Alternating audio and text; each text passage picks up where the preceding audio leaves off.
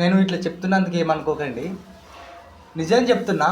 నా భార్య గొప్పతనము చెప్పాలనిపిస్తుంది. ఎందుకంటే ఇప్పుడు ఇదే దోశ బయట తింటే 40 రూపాయలు 50 రూపాయలు అవుతాయి. అంటే మన విషయం కాదు, ఇట్లాంటి భార్యలు దొరకడం అదృష్టం అని చెప్తున్నా. ఎందుకంటే చాలామందికి ఇట్లాంటి భార్యలు ఉంటారో నాకు తెలియదు.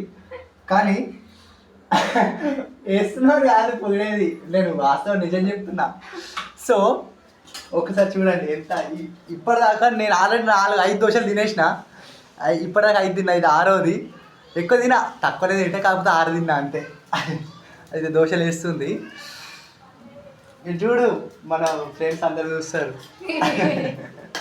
అయితే చెప్పాలనిపించింది, ఇట్లాంటి వైఫ్లు ఉండడం చాలా అదృష్టం.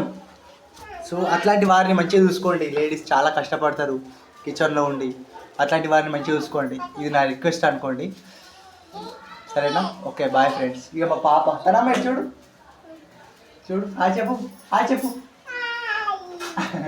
తనుశ్రీ, మా పాప పేరు తనుశ్రీ, అండ్ మా వైఫ్ పేరు వసంత. ఓకే, బాయ్ చెప్పు, బాయ్ చెప్పు, ఇక బాయ్ చెప్పు. వద్దు, బాయ్ చెప్పాలి.